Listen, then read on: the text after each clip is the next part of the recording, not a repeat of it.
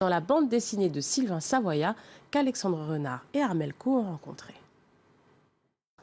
Un bout de récif d'1 km², plat, avec très peu de végétation.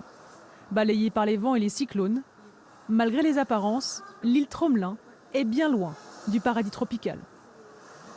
On ne peut pas accoster, il n'y a pas de crique, il n'y a pas de ponton, et tous les bateaux qui essayent de s'approcher se fracassent sur les récifs. Donc le seul moyen d'y arriver, c'est avec un avion militaire, avec un Transal de l'armée de l'air en fait, qui vient de la Réunion, qui est à 500 et quelques kilomètres.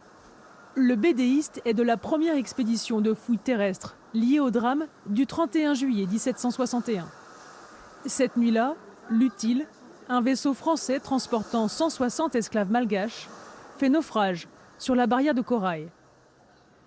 La moitié d'entre eux survit. Ils vont construire un radeau où seuls 122 blancs embarqueront, avec pour promesse de revenir les chercher. Ils attendront 15 ans.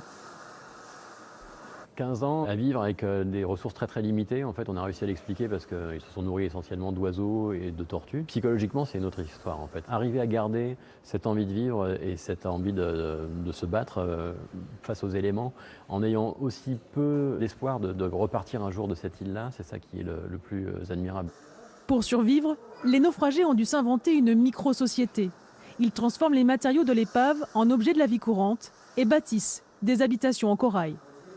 Alors là, on est devant une maquette qui représente l'ensemble des constructions que les Malgaches ont réalisées sur l'île. Moi, j'ai participé à plutôt cette partie, on va dire. Donc cette première pièce qui a été définie comme étant une cuisine, puisque à l'intérieur de cette pièce, il y avait tout un tas de récipients, de casseroles, de cuillères, d'hameçons qui étaient bien rangés.